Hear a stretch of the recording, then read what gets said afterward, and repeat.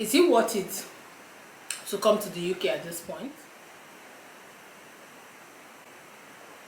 All eyes on me when I enter the patio. All eyes on me.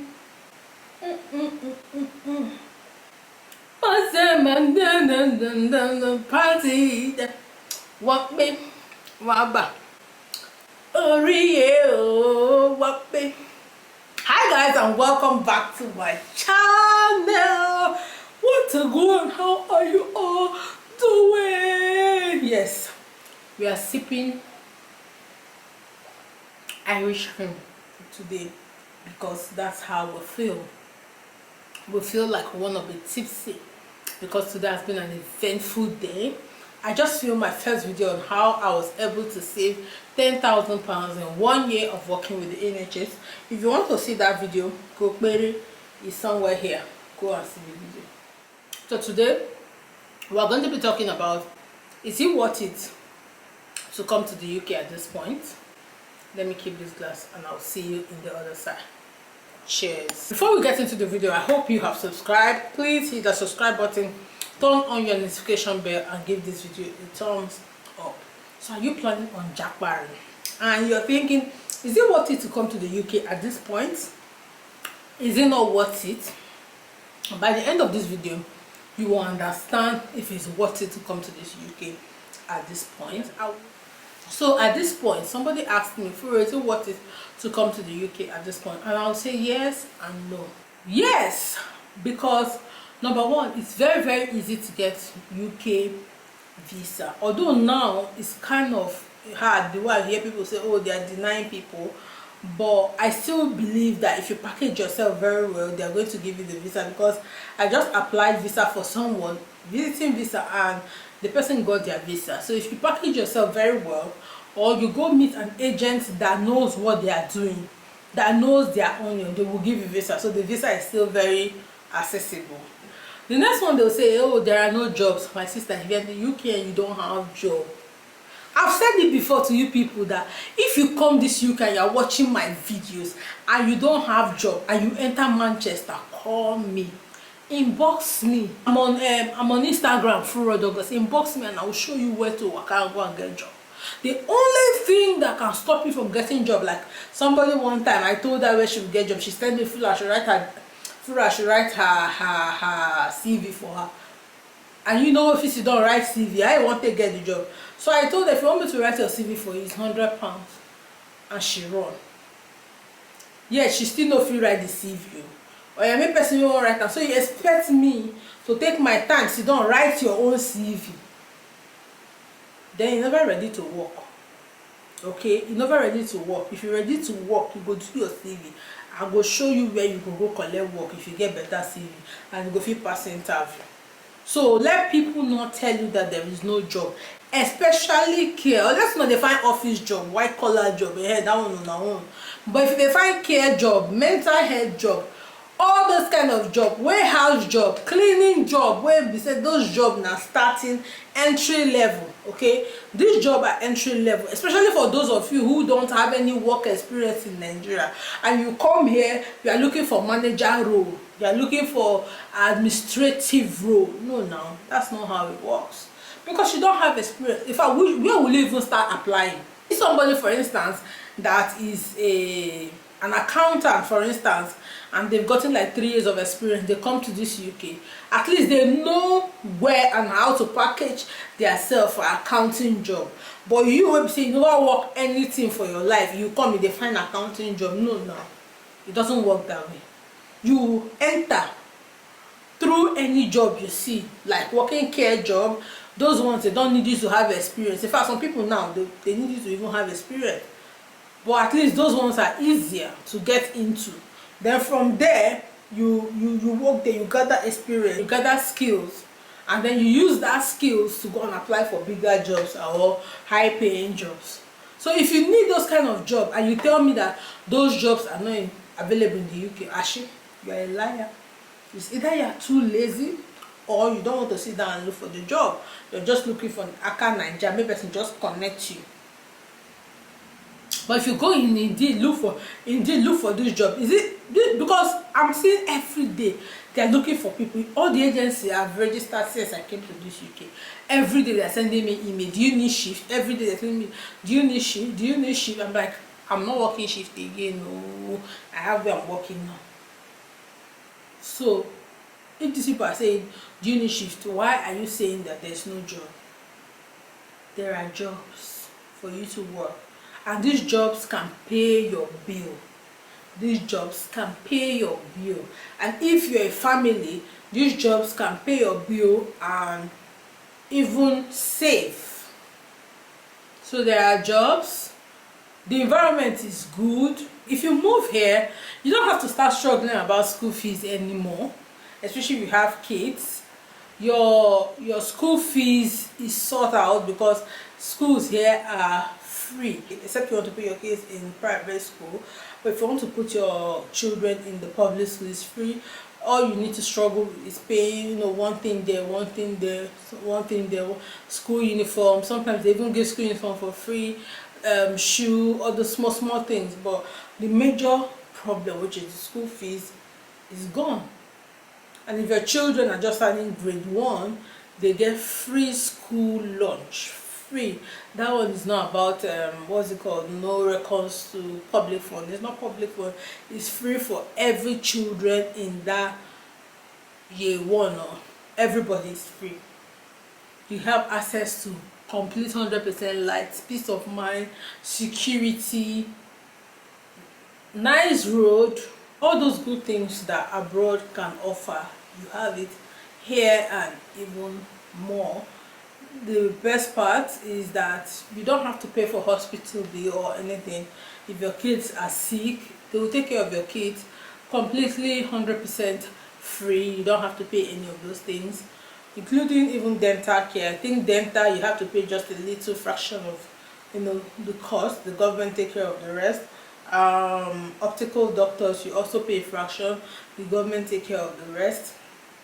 So it's a kind of a rest of mind or an assured way to live life. If you need nice car, you can just go and carry the car. If you have the muscle to carry credit, you can carry the car and be paying small.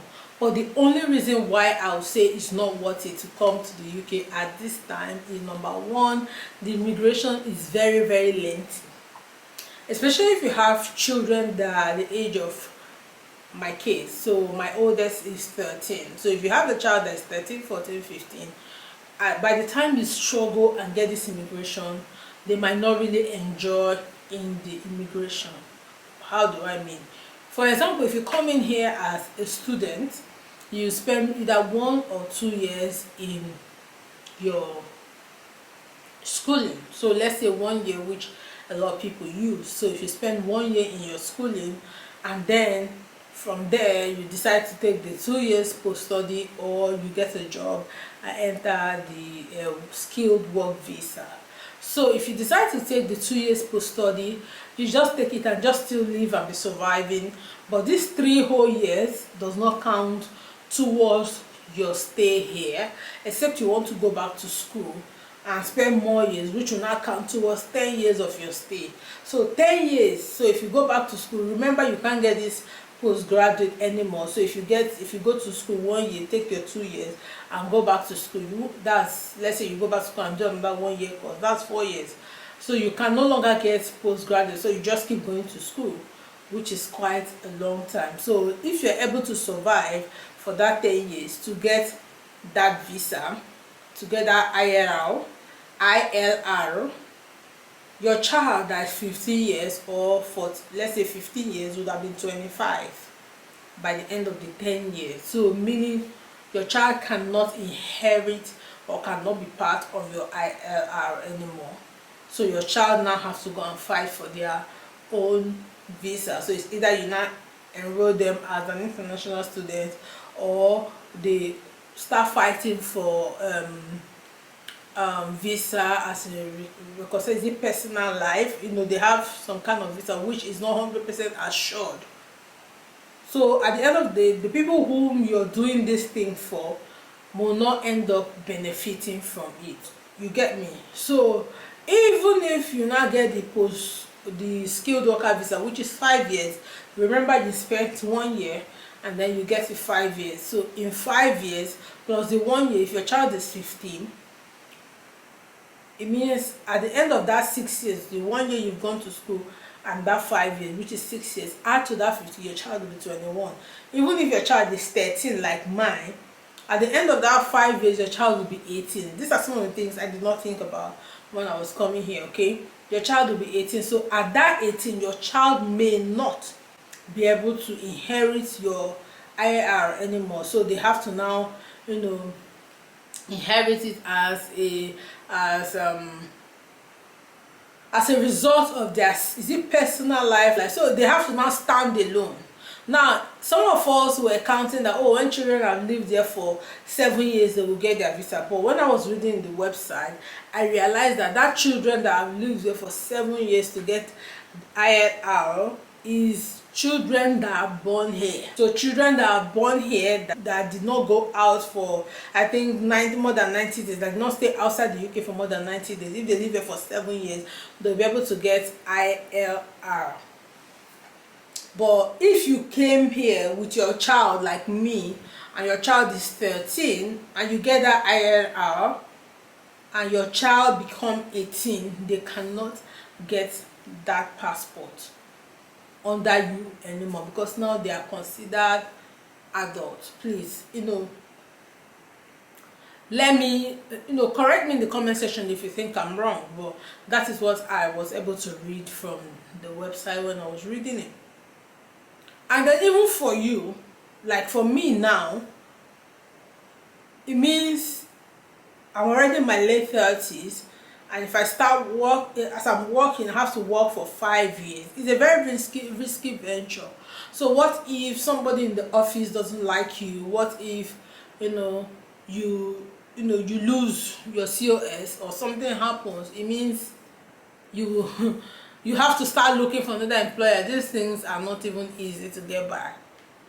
These things are not easy to come by. To start looking for another employer that will sponsor you. So it means that when you're working for this particular employer, you have to be careful, extremely careful, being loyal, do your best. Even when they shout at you or when they do something that offends you, you cannot speak much or beyond yourself if you are working with them and they are sponsoring your visa. Especially for those of you that are working in private sector. You know the drama. Like, I've worked in private sector, and that was why I told myself, I'm not going to work in the private sector. I'm going to look for a government job as much as I can. That was how I managed to go and start working in the NHS. So even if the private pay better than NHS, but man, my peace of mind is very important. Nobody's going to bully me. Nobody's going to stress me. Because there was, let me give you a gist. There was one day I was coming back from work, and I met a lady who said she had subscribed to my channel. She told me a company where I'd worked. In fact, I think before I worked in the NHS, that was the longest place I've ever worked. This company where I'd worked before I got this NHS job and left, that she got COS from them. And I was like, in my mind, I was like, COS from them, because I knew that company was giving COS, and I would have been able to go back there to get my COS and not do my postgraduate visa.